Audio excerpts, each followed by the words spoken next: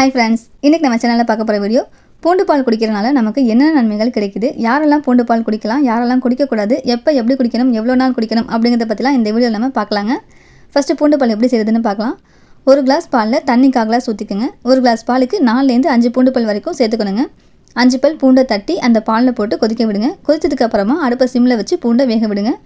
5 மினிட்ஸ்லேயே பூண்டு வெந்துடும்.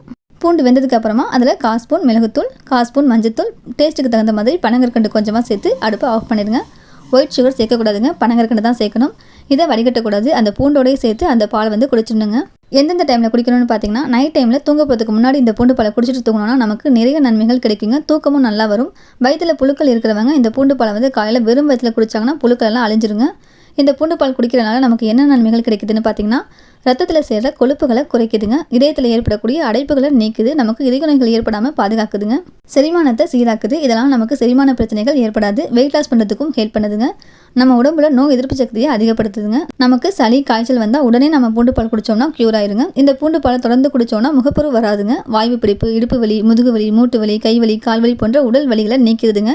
நுரையீரல் அலர்ஜி, சுவாசம் சார்ந்த பிரச்சனைகள் உள்ளவங்க இதை ரெகுலராக குடிக்கும்போது சீக்கிரமாகவே க்யூர் ஆயிருங்க. பெண்களுக்கு மாதவிடாய் பிரச்சனைகளை குணப்படுத்துது. தாய்ப்பால் சுரப்பை அதிகரிக்குங்க. எவ்வளோ நாள் இந்த பூண்டு பாலை குடிக்கலான்னு பார்த்தீங்கன்னா, என்னதான் நல்லதுனாலும் அளவாக தான் சாப்பிடணும். எந்த உடல் உபாதைகளும் இல்லாமல் எந்தவித மருந்து மாத்திரைகளும் சாப்பிடாமல் நல்ல உடல் ஆரோக்கியத்தோடு உள்ளவங்க இதை தொடர்ந்து 40 நாள் குடிக்கலாங்க. அப்புறம் ஒரு 1 மந்த் கேப் விட்டுட்டு திரும்ப இதை குடிக்க ஸ்டார்ட் பண்ணலாம். இந்த மாதிரியும் குடிக்கலாம். இல்லைனா வீக்லி ட்வைஸ் இந்த பூண்டு பாலை தொடர்ந்து குடிச்சிட்டு வரலாங்க. இதோட நன்மைகள் நமக்கு முழுசாக கிடைக்கும்.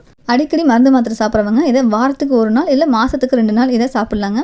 அடிக்கடி சளி பிடிக்கிறவங்க, காய்ச்சல் உள்ளவங்க, நுரையீரல் அலர்ஜி உள்ளவங்க க்யூர் ஆகிற வரைக்கும் இதை தினமும் ரெகுலராக குடிக்கலாங்க. குழந்தைங்களுக்கும் இந்த பூண்டு பாலை கொடுக்கலாங்க. கீரி பூச்சிலாம் வராமல் இருக்கும். நோய் எதிர்ப்பு சக்தியை அதிகரிக்குங்க.